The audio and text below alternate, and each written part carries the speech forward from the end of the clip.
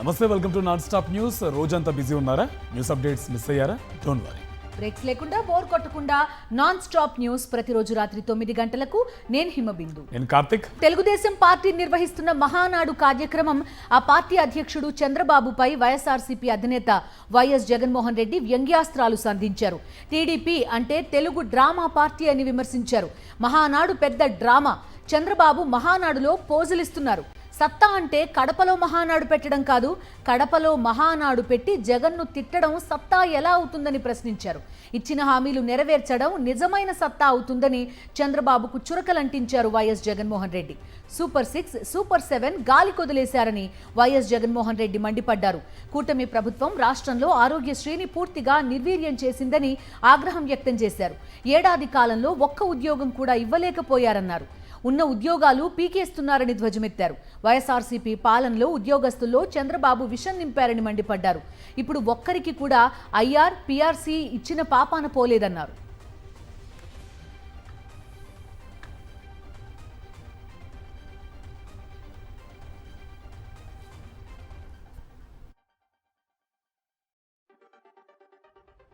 నేను అడుగుతా ఉన్నా ఈరోజు చంద్రబాబు నాయుడును, మహానాడు అని చెప్పి పెద్ద పెద్ద డ్రామాలు చేస్తూ ఈరోజు ఏదో పెద్ద ప్రోగ్రాంలు పెడతారు. నేను అడుగుతా ఉన్నా, మీ వేదికపై నుంచి నీకు చెప్పే ధైర్యం ఉందా? మీ కార్యకర్తలను గడప గడప తిప్పే ధైర్యం మీకు ఉందా అని అడుగుతా ఉన్నా. ఇదే చంద్రబాబు నాయుడు. కారణం, తెలుగుదేశం పార్టీకి సంబంధించిన ఏ కార్యకర్త అయినా కూడా గడప గడప ప్రోగ్రాం చేస్తూ ఏ ఇంటికి వాళ్ళు వెళ్ళినా కూడా ఆ ప్రతి ఇంట్లోనూ కూడా చంద్రబాబు నాయుడు గారు ఎన్నికలప్పుడు ఇచ్చిన మేనిఫెస్టో ఆ ప్రతి ఇంట్లో వాళ్ళ దగ్గర కాపీ ఉంది. ఆ ఎన్నికల మేనిఫెస్టో వాళ్ళ ఇంట్లో కాపీ ఉంది.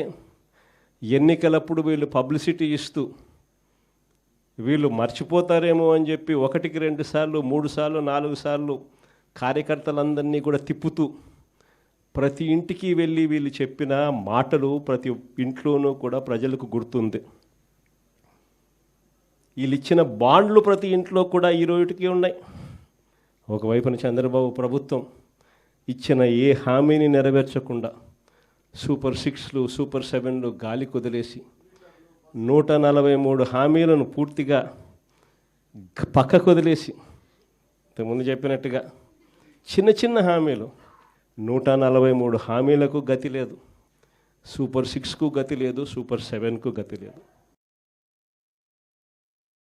ఈరోజు చంద్రబాబు నాయుడు గారి పాలనలో జరుగుతూ ఉన్న వైఫల్యాలను, చంద్రబాబు నాయుడు గారి పాలనలో జరుగుతూ ఉన్న అన్యాయాలను ప్రశ్నిస్తే చాలు, ఆ ప్రశ్నించే గొంతు వినపడకుండా చేయడం కోసం ఏకంగా భయాన్ని సృష్టిస్తూ రెడ్ బుక్ రాజ్యాంగాన్ని నడుపుతూ ఉన్నారు.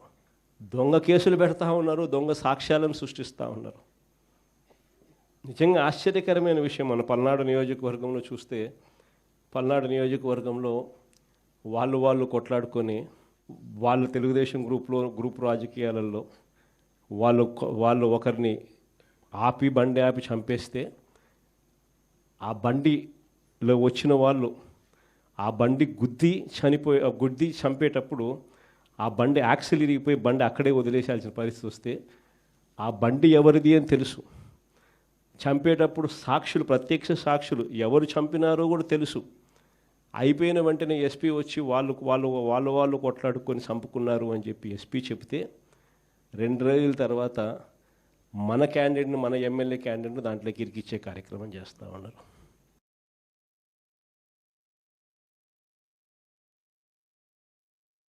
చంద్రబాబు నాయుడు గారి హయాంలో ఈ ఏడాదిలో ఒక్కటంటే ఒక ఉద్యోగం రాల. పైగా ఈయన వచ్చిన తర్వాత ఉద్యోగాలు ఈయన ఊడబెరికింది ఎంతమందియో తెలుసా? 2,60,000 మంది వాలంటీర్ల ఉద్యోగాలు హూష్ కాకి. ఈయన వస్తానే 15,000 మంది ఏపీ బ్రివరేజెస్లో పనిచేస్తూ ఉన్న కాంట్రాక్ట్ ఎంప్లాయీస్ హూష్ కాకి. ఈయన వస్తానే రేషన్ షాపుల్లో రేషన్ బండ్లు పెట్టుకుని నడిపిస్తూ ఉన్న 9,800 మంది వాహనాలు, ఒక్కొక్క వాహనంలో 2 పనిచేస్తారు, 20,000 మంది ఉద్యోగాలు హూష్ కాకి. ఈ మనిషి వచ్చిన తర్వాత ఉద్యోగాలు కొత్త ఇవ్వడం దేవుడెరుగు, కానీ ఉన్న ఉద్యోగాలు ఏకంగా 3 లక్షల పైసలకు ఉద్యోగాలు హూష్ కాకి ఈయన వచ్చిన తర్వాత. ఉద్యోగస్తులు ఆ టైంలో ఉద్యోగస్తులకు ఏమేమో చెప్పి మన మీద విషం నింపి వాళ్ళందరినీ కూడా చంద్రబాబు నాయుడుకు మోసం చేసినాడు. వాళ్ళ పరిస్థితి ఏమిటి అని చెప్పి చూస్తే ఈరోజు కొత్తగా ఒక్కరికి కూడా ఇంతవరకు ఐఆర్ ఇచ్చిన పాపాన పోల. పిఆర్సీ లేదు, ఐఆర్ లేదు, 3 డిఏలు పెండింగ్, బకాయిలు పెండింగ్. ఉద్యోగస్తులు అందరూ కూడా ఈరోజు ఎందుకయ్యే తెచ్చుకున్నాం ఈ పెద్ద మంచి చంద్రబాబు నాయుడు అని చెప్పి తలపట్టుకుంటా ఉన్నారు ఈరోజు ఉద్యోగస్తులందరూ కూడా. తెలుగువారి ఆత్మగౌరవం కోసం పోరాడి వెండిపోటుతో ఓడిన ఎన్టీఆర్ జయంతి నాడు అధికారం కోసం ఎన్టీఆర్కు ద్రోహం చేసిన వారే ఇప్పుడు మహానాడు వేదికగా ఆయన ఆత్మ ఘోషించేలా చేశారు. ఎన్టీఆర్ ఏఐ వీడియో ద్వారా చంద్రబాబు, లోకేష్ పొగిడించుకున్నారు. ఎన్టీఆర్ స్వయంగా వచ్చి తండ్రి కొడుకులను ఆకాశానికి ఎత్తినట్లు వీడియో క్రియేట్ చేయించారు. P4 అమరావతితో చంద్రబాబు రాష్ట్రాన్ని మార్చేస్తే లోకేష్ తన వారసుడంటూ చెప్పించారు. కానీ వెడిపోటు సమయంలో ఇదే చంద్రబాబు కుట్రలను ఎన్టీఆర్ బయటపెట్టిన విషయాన్ని కార్యకర్తలు గుర్తు చేసుకుంటున్నారు. కసగం నిండని పేద ప్రజానీకారికి ఇంత ఆదరవు కల్పించడానికే ఆనాడు కిలో 2 రూపాయల బియ్యం పథకం పెట్టాను. అటువంటిది P4 కార్యక్రమంతో పేదకు పేదరికం నుండి విముక్తిని కలిగించి బంగారు కుటుంబంగా తీర్చిదిద్దే చంద్రబాబు ప్రణాళిక అహో అద్భుతం, మహాద్భుతం. హైదరాబాద్, సికింద్రాబాద్ లకు ట్యాంకు బండతో నేను సాంస్కృతిక వారధి కడితే ఆ తర్వాత సైబరాబాద్ అనే గొప్ప నగరాన్ని పుట్టించి తెలుగు నేలకు ఆధునిక ప్రపంచానికి సాంకేతిక వారధిని కట్టించిన వాడు చంద్రబాబు. నా రక్తం మంచుకు పుట్టిన నా కూతురిచ్చి పెళ్లి చేస్తే తండ్రి లాంటి వాడిని, ఇంచుమించుగా లాంటి వాడిని ఏ విధంగా మోసం చేశాడో ఒక్కసారి మనసున్న వాడు అయితే మనసుతో ఆలోచించమని నేను అడుగుతున్నాను. నేను చూస్తున్న తప్పేవాడు చేశారు. నాకు తెలియదని వాళ్ళు అనుకుంటున్నారు. I'm sorry for it. కానీ వాళ్ళలో మానవత్వం ఏమైనా ఉంటుందేమో అని పరీక్షించాను నేను. మానవులం కాదు మేము, పశువులం. నమ్మిన వాళ్ళకు ద్రోహం చేస్తాం, నమ్మిన వాళ్ళ గొంతు తీస్తామని చెప్పి ఈనాడు నిరూపించుకున్న ఘాతకుడు వాడు. చరిత్ర మరవదు. ఏ విధంగా తన తండ్రి లాంటి ఎన్టీ రామారావుకి ద్రోహం చేశాడు కేవలం పదవి కోసం. ఏ విధంగా ఆత్మని అమ్ముకున్నాడు, ఏ విధంగా మానవత్వాన్ని చంపుకున్నాడు అనేది నిదర్శనం. సాక్షాత్తు ఇది శాశ్వతంగా ఉంటుంది. చంద్రబాబు, లోకేష్ ను పొగిడించుకోవడానికే మహానాడు పెట్టినట్టుందన్నారు లక్ష్మీ పార్వతి. తండ్రి కొడుకులు పిచ్చి పరాకాష్ఠకు చేరిందన్నారు. చంద్రబాబు చరిత్ర ఏంటో ప్రజలకు తెలుసన్నారు లక్ష్మీ పార్వతి. ఏం పొయ్యే కాలం వచ్చింది, చివరికి ఇంత దిగజారిపోయారా ఈ తండ్రి కొడుకులు, ఇంత భ్రష్టు పట్టిపోయారా వీళ్ళు. ఎన్టీఆర్ తిట్టిన సంగతి లోకం అంతా తెలుసు కదా. అట్లాంటిది వీళ్ళేంది, వీళ్ళు చాలా గొప్పవాళ్ళని ఎన్టీఆర్ ఎప్పుడు పొగిడారో చెప్పమనండి. ఆయన స్వయంగా పొగిడిన ఒక్క క్యాసెట్ చూపించమనండి, అప్పుడు నమ్ముతారు. కానీ ఈ విధంగా ఆర్టిఫిషియల్ ఎన్టీఆర్ని తీసుకొచ్చి ఏదో డ్రామా యాక్టర్ లాగా ఒక వాళ్ళలాగా తీసుకొచ్చి ఆ వేషం వేసి చెప్పించినట్టుంది. టీడీపీ నేతల హత్యలపై చంద్రబాబు కొత్త భాష్యం చెప్పారు. టీడీపీ కార్యకర్తల హత్యల వైఫల్యాన్ని కప్పిపుచ్చుకునేందుకు మహానాడును వేదికగా చేసుకున్నారు. తన అసమర్థతను కప్పిపుచ్చుకునేందుకు టీడీపీ నేతలకే కోవర్ట్లు ముద్ర వేశారు. తాను ఎవరినీ నమ్మడం లేదన్నారు. వీరయ్య చౌదరి హత్య జరిగాక అనుమానం వచ్చిందన్నారు. కోవర్ట్లే హత్య రాజకీయాలు చేస్తున్నారని చెప్పారు చంద్రబాబు. హత్యలు జరిగితే నాకు అనుమానం వచ్చింది. ఇప్పుడు నేను ఎవరిని నమ్మడం లేదు. ప్రతి ఒక్క విషయాన్ని కూడా సందేహం పెట్టుకొని మనసులో వేరే విధంగా నేను ఆలోచించి ఎవరు చేశారని ఆలోచించే పరిస్థితికి వచ్చాను. చేస్తే కొంతమంది మన దగ్గరుండి వాళ్లకు కోవర్ట్లుగా పనిచేస్తూ వాళ్ళ ప్రోత్సాహంతో ఇష్టానుసారం హత్యా రాజకీయాలు చేస్తున్నారు. వైఎస్ఆర్ జిల్లాలో ఒకవైపు మహానాడు జరుగుతుండగా కడపలో సెల్ టవర్ ఎక్కి టీడీపీ మహిళా నాయకురాలు హల్చల్ చేసింది. పార్టీలో ఎమ్మెల్యే మాధవిరెడ్డి తనకు ప్రాధాన్యత ఇవ్వడం లేదంటూ నిరసన వ్యక్తం చేసింది. దీంతో టీడీపీ నేతలు, కార్యకర్తలు ఒక్కసారిగా ఉలిక్కిపడ్డారు. పోలీసులు భారీగా మోహరించారు.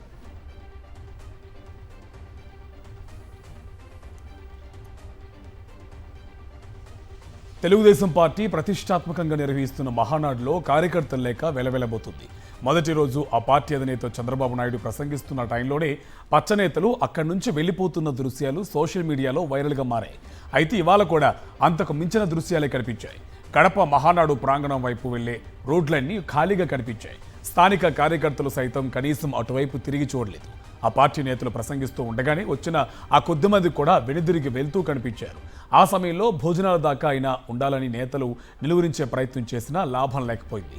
మరోవైపు టీడీపీ అనుకూల మీడియాలు పోటెత్తిన పసుపు దండు అంటూ లేని హడావిడిని చూపించే ప్రయత్నం చేస్తుంది. చివరి రోజైన రేపు భారీ బహిరంగ సభ నిర్వహించాలని భావించింది టీడీపీ. అయితే పరిస్థితి చూస్తుంటే ఆ ప్లాన్ ఘోరంగా అట్టర్ ఫ్లాప్ అయ్యేలా ఉందన్న ఆందోళన టీడీపీ నేతల్లో కొట్టొచ్చినట్టు కనిపిస్తుంది.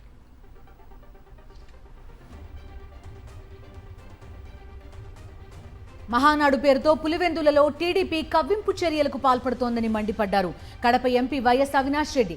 ఆత్మస్తుతి పరనింద తప్ప మహానాడులో ఏమీ లేదన్నారు. హామీలను గాలి కొదిలేసి డైవర్షన్ పాలిటిక్స్ చేస్తున్నారని మండిపడ్డారు. వైఎస్ఆర్ విగ్రహాలకు కట్టిన టీడీపీ జెండాలను తొలగించాలని ఫిర్యాదు చేసిన మున్సిపల్ అధికారులు పట్టించుకోలేదని ఆగ్రహం వ్యక్తం చేశారు. ఈ 2 రోజుల మహానాడు తీరు ఒక్కసారి చూస్తే ఆత్మస్తుతి పరనింద, ఇంతకు మించి ఈ 2 రోజుల మహానాడులో ఏ ఒక్కరికైనా ఇంతకు మించి ఏమైనా కనిపించిందా అని చెప్పి నేను అడుగుతా ఉన్నా. కేవలం 100 కోట్ల రూపాయలు వ్యయం చేసి భారీ సెట్టింగులేసి మహానాడు పేరుతో దట్టు వైఎస్ఆర్ జిల్లాలో కడప జిల్లాలో కడప గడ్డకు వచ్చి జగన్మోహన్ రెడ్డి గారికి తిట్టామన్న ఒక పైశాచిక ఆనందం కోసం 100 కోట్ల రూపాయలు మీరు వెచ్చించడం జరిగింది. హైదరాబాద్, కుప్పం, అమరావతిలో చంద్రబాబు గృహప్రవేశం చేస్తే అక్కా చెల్లెళ్ళు ఎవరైనా వచ్చారా అని ప్రశ్నించారు మాజీ మంత్రి పేర్ని నాని. కొత్త ఇంట్లో పాలు పొంగించేది ఇంటి ఆడపిల్లలే కదా అని నిలదీశారు. అసలు చంద్రబాబు అక్కా చెల్లెళ్ళు ఎక్కడ ఉన్నారని నిలదీశారు. ఏనాడన్నా లోకేష్, సర్వశ్రీ లోకేష్ నాయుడు గారు రేపో మాపో తండ్రి కాళ్ళు పట్టుకుని కుర్చీలోంచి కిందకి లాగి ఆ కుర్చీలో కూర్చోబోతున్నారే, ఆయన ఏ రోజైనా నేను నారా ఖర్జూర్ నాయుడు గారు మా తాత, నారా ఖర్జూర్ నాయుడు గారు మనవణ్ణి అని ఏ ఒక్క రోజన్నా మీరు చెప్పారా? రాష్ట్రంలో పెట్రోల్, డీజిల్ ధరలు తగ్గించాలంటూ కుప్పం పెట్రోల్ బంకుల ఎదుట వినూత్నంగా నిరసన చేపట్టారు తిరుపతి వైఎస్ఆర్సీపీ ఇన్ఛార్జ్ భూమన అభినయ్ రెడ్డి. కూటమి ప్రభుత్వం అధికారంలోకి వస్తే పెట్రోల్ ధరలు తగ్గిస్తామని లోకేష్ యువగళం పాదయాత్రలో ఇచ్చిన హామీ ఏమైందని ప్రశ్నించారు. కడపలో జరుగుతున్న మహానాడు వేదికగా పెట్రోల్ ధరల తగ్గింపుపై ప్రకటన చేయాలని భూమన అభినయ్ రెడ్డి డిమాండ్ చేశారు. కూటమి నేతల అబద్ధపు హామీలు నమ్మిన ప్రజలు మరోసారి మోసపోయారని తెలిపారు.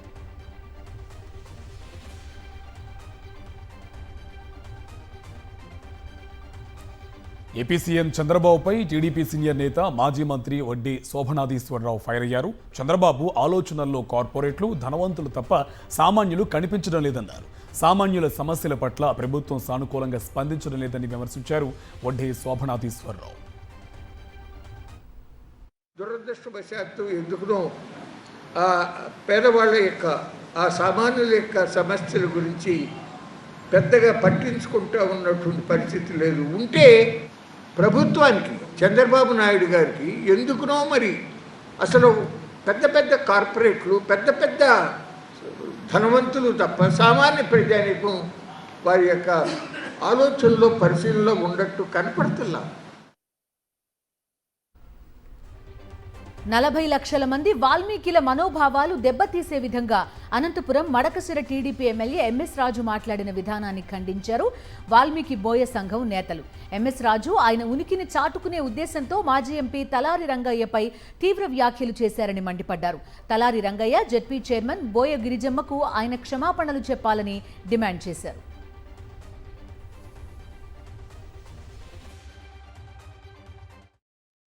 మడకశిర ఎమ్మెల్యే అయినటువంటి ఎంఎస్ రాజు గారు తన యొక్క ఉనికిని చాటుకునే ఉద్దేశంతో వాల్మీకులపై, ముఖ్యంగా సీనియర్ గ్రూప్ 1 ఆఫీసరు ప్లస్ ఎంపీగా పనిచేసినటువంటి ఒక రంగయ్య గారిపై మీ నాన్న ఎమ్మెల్యేనా మీ తాత ఎంపీనా అన్నట్టు చులకన చేసి మాట్లాడడం, 40 లక్షల మంది వాల్మీకి మనోభావాలను దెబ్బతీసే విధంగా మాట్లాడడం నిజంగా శోచనీయం. సమాజ సాధనే లక్ష్యంగా పనిచేస్తున్నామన్నారు సీఎం రేవంత్ రెడ్డి. గత ప్రభుత్వం దళిత యాదవ పిల్లలను చదువుకు దూరం చేసిందన్నారు సీఎం రేవంత్ రెడ్డి. కాంగ్రెస్ హయాంలో మెరుగైన విద్య అందిస్తున్నామని తెలిపారు. అధికారంలోకి వచ్చిన ఏడాది కాలంలోనే 59,000 ఉద్యోగాలు ఇచ్చినట్టు గుర్తు చేశారు. హైదరాబాద్లోని బాబు జగజ్జీవన్ రామ్ భవన్లో అవార్డుల ప్రధానోత్సవంలో సీఎం రేవంత్ పాల్గొన్నారు. 10th ఇంటర్లో ఉత్తమ ప్రతిభ కనబరిచిన ఎస్సీ గురుకులాల విద్యార్థులకు అవార్డులు అందజేశారు.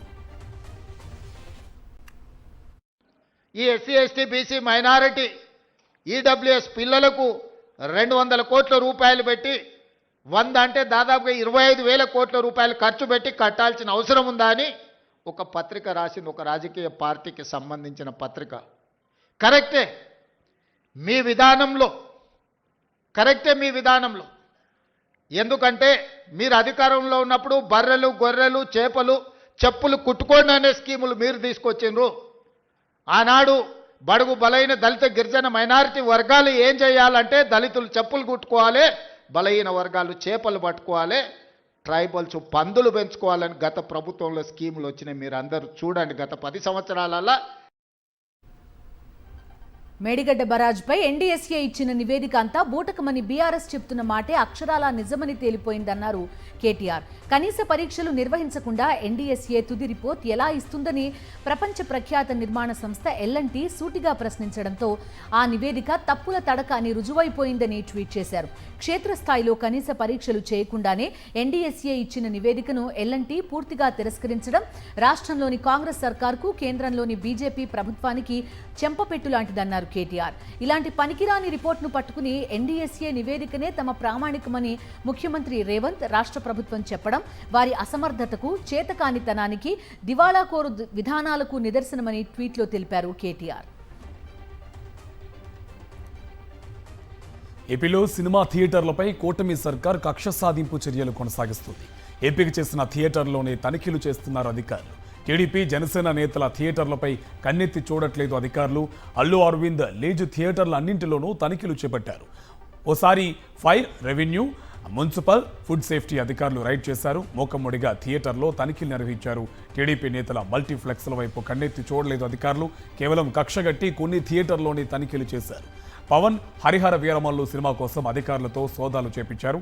బంద్ కుట్ర చేసింది జనసేన నేతని తేలిన తనిఖీల పేరుతో హడావిడి చేశారు. విశాఖ, కాకినాడ, రాజమండ్రి, విజయవాడ థియేటర్లలో చెకింగ్ చేశారు.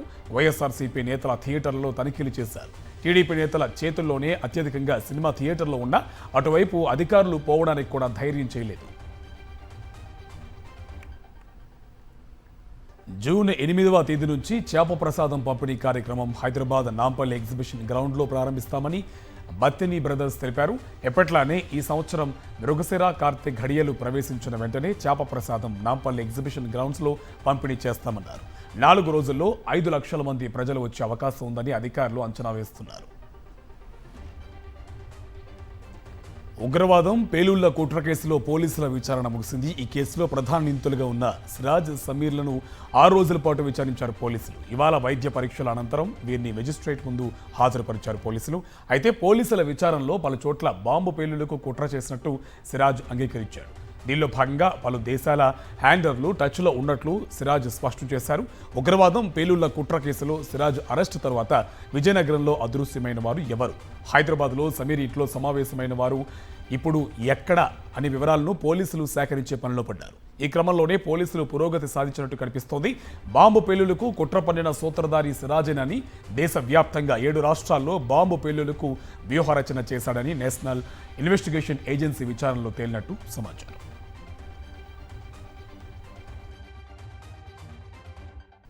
జాతీయ వార్తలు చూద్దాం. రైతు సంక్షేమం, అన్నదాతల ఆదాయం రెట్టింపు చేయడమే లక్ష్యంగా కేంద్ర కేబినెట్ కీలక నిర్ణయాలు తీసుకుంది.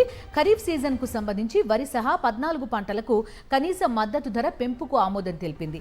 ఇందుకోసం 2,70,000 కోట్ల రూపాయలు కేటాయించింది. వరికి మద్దతు ధరను 2,300 నుంచి 2,369 రూపాయలకు పెంచింది కేంద్ర ప్రభుత్వం. అలానే ఏపీలోని బద్వేల్, నెల్లూరు 4 లేన్స్ జాతీయ రహదారి విస్తరణకు ఆమోదం తెలిపింది కేంద్ర మంత్రివర్గం.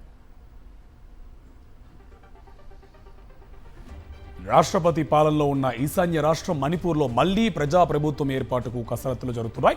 రాష్ట్రంలో ప్రభుత్వ ఏర్పాటుకు ముందుకొచ్చింది బీజేపీ. గవర్నర్ను కలిసి తమ అభిమతాన్ని తెలియజేసింది. మొత్తం 44 మంది ఎమ్మెల్యేల మద్దతుతో ప్రభుత్వం ఏర్పాటు చేస్తామని ఎన్డీఏ ప్రతినిధి బృందం గవర్నర్ అజయ్ కుమార్ భల్లాకు లేఖ ఇచ్చింది. రాష్ట్రంలో శాంతి భద్రతల పరిరక్షణ, శాంతి స్థాపన తదితర అంశాలపై చర్చించింది. జాతుల మధ్య వైరంతో దాదాపు 2 ఏళ్ల పాటు అల్లర్లతో అట్టుడికిన మణిపూర్ ఫిబ్రవరి నుంచి రాష్ట్రపతి పాలనలో ఉంది. అసెంబ్లీ ఎన్నికల నాటికి తమిళనాట రాజకీయం మరింత రసవత్తరంగా మారే పరిస్థితి కనిపిస్తోంది. అధికార డీఎంకేకు వ్యతిరేకంగా విపక్షాలు ఏకమవుతున్నాయి. హీరో విజయ్ పార్టీని ఎన్డీఏలో చేర్చేందుకు కసరత్తులు జరుగుతున్నట్టు సమాచారం. ఈ క్రమంలో తాజాగా అన్నాడీఎంకే నేత ఒకరు కీలక వ్యాఖ్యలు చేశారు. అన్నాడీఎంకేతో టీవీకే పొత్తు పెట్టుకునే అవకాశం ఉందన్నారు. డీఎంకేను ఓడించాలన్నదే విజయ్ లక్ష్యమని, కాబట్టి అన్నాడీఎంకేతో చేతులు కలిపే ఛాన్స్ ఉందన్నారు. ఇప్పటికే తమిళనాడు ఎన్నికల కోసం అన్నాడీఎంకే, బీజేపీ జట్టు కట్టాయి. ఎన్డీఏలో చేరికపై టీవీకే నుంచి ఎలాంటి ప్రకటన రాలేదు. అసెంబ్లీ ఎన్నికల్లో ఒంటరిగానే పోటీ చేస్తామని హీరో విజయ్ గతంలో ప్రకటించారు.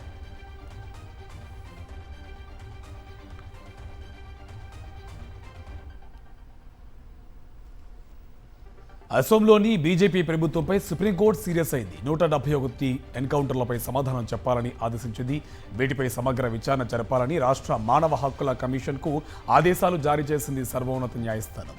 అసోంలో జరుగుతున్న ఫేక్ ఎన్కౌంటర్లపై స్వతంత్ర విచారణ కోరుతూ అడ్వకేట్ ఆరిఫ్ యాసిన్ దాఖలు చేసిన పిటిషన్ను విచారించింది జస్టిస్ సూర్యకాంత్, జస్టిస్ కోటేశ్వర్ సింగ్ ధర్మాసనం. వరుస ఎన్కౌంటర్లపై హిమంత సర్కార్ను ప్రశ్నించింది. దీనిపై హెచ్ఆర్సీ విచారణకు ఆదేశించింది. ఆమ్ ఆద్మీ పార్టీ అధినేత ఢిల్లీ మాజీ సీఎం అరవింద్ కేజ్రీవాల్ పార్లమెంట్కు రూట్ క్లియర్ చేసుకుంటున్నారు. పంజాబ్ నుంచి రాజ్యసభకు వెళ్లేందుకు ఆయన సిద్ధమైనట్టుగా తెలుస్తోంది. లుధియానా పశ్చిమ అసెంబ్లీ స్థానం ఆప్ ఎమ్మెల్యే గుర్ప్రీత్ బస్సీ గోగి ఇటీవల చనిపోయారు. ఆ స్థానానికి జరగనున్న ఉప ఎన్నికల్లో ఆప్ అభ్యర్థిగా పారిశ్రామికవేత్త సంజీవ్ అరోరాను బరిలోకి దింపారు. ప్రస్తుతం ఆయన రాజ్యసభ సభ్యుడిగా ఉన్నారు. సంజీవ్ అరోరాను అసెంబ్లీకి పంపి ఆయన స్థానంలో కేజ్రీవాల్ రాజ్యసభకు వెళ్తారనే ప్రచారం జరుగుతోంది. ఢిల్లీ అసెంబ్లీ ఎన్నికలకు మరో 4.5 ఏళ్ల సమయం ఉన్న నేపథ్యంలో పార్లమెంట్కు వెళ్లి జాతీయ రాజకీయాల్లో యాక్టివ్ కావాలని కేజ్రీవాల్ భావిస్తున్నట్టు ఆప్ వర్గాలు చెబుతున్నాయి. ప్రముఖ నటుడు మక్కల్ నీతి మయ్యం పార్టీ అధినేత కమల్ హాసన్ రాజ్యసభలో అడుగు పెట్టబోతున్నారు. డీఎంకే మద్దతుతో తమిళనాడు నుంచి ఆయన పెద్దల సభకు వెళ్తున్నారు. ఈ మేరకు స్టాలిన్ పార్టీ అధికారిక ప్రకటన చేసింది. 2024 లోక్సభ ఎన్నికల సమయంలో కుదిరిన ఒప్పందం ప్రకారం ఎంఎన్ఎంకు రాజ్యసభ స్థానం కేటాయిస్తున్నట్టుగా ప్రకటించింది. తమిళనాడులో మొత్తం 6 రాజ్యసభ స్థానాలకు జూన్ 19న ఎన్నికలు జరగనున్నాయి. ప్రస్తుతం రాష్ట్ర అసెంబ్లీలో డీఎంకేకు 134 మంది ఎమ్మెల్యేలు ఉన్నారు. దీంతో 6 4 రాజ్యసభ స్థానాలు దక్కించుకోనుంది స్టాలిన్ పార్టీ. ఇందులో ఒకటి ఎంఎన్ఎంకు కేటాయించింది. ఆపరేషన్ సింధూర్ జరిగిన 2 వారాల తర్వాత దేశంలో మరోసారి మాక్ డ్రిల్కు ఆదేశాలు ఇచ్చింది కేంద్ర ప్రభుత్వం. 4 సరిహద్దు రాష్ట్రాల్లో రేపు సివిల్ డిఫెన్స్ మాక్ డ్రిల్ నిర్వహించనున్నాయి భద్రతా దళాలు. జమ్మూ కాశ్మీర్తో పాటు గుజరాత్, రాజస్థాన్, పంజాబ్లో మాక్ డ్రిల్ చేపట్టాలని కేంద్రం ఆదేశించింది. అత్యవసర సమయాల్లో ఎలా వ్యవహరించాలి, భద్రతా దళాలకు ఎలా సహకరించాలి అనే అంశాలపై సామాన్య ప్రజలకు అవగాహన కల్పించనున్నారు భద్రతా సిబ్బంది. అంతర్జాతీయ వార్తలు చూద్దాం. పహల్గామ్ ఉగ్రదాడికి ప్రతీకారంగా భారత్ చేపట్టిన ఆపరేషన్ సింధూర్ పాకిస్తాన్కు పీడకలను మిగిల్చింది. భారత్ ప్రతిదాడుల్లో పాక్ ఎయిర్ బేస్లు తునాతునకలైపోయాయి. వీటికి సంబంధించి తాజాగా మరికొన్ని శాటిలైట్ చిత్రాలు విడుదలయ్యాయి. పాకిస్తాన్లోని మురుడ్కే వైమానిక స్థావరంలోని అండర్ గ్రౌండ్ బంకర్లను సైతం భారత క్షిపణులు ధ్వంసం చేసినట్టు ఉపగ్రహ చిత్రాల్లో స్పష్టమవుతోంది. మురద్ ఎయిర్ బేస్లోని ఒక కీలకమైన కమాండ్ అండ్ కంట్రోల్ భవనంపై భారత వైమానిక దళం ఖచ్చితమైన దాడి జరిపింది. అందులో ఆ భవనం దెబ్బతిన్నట్టు శాటిలైట్ చిత్రాల్లో స్పష్టంగా కనిపిస్తోంది.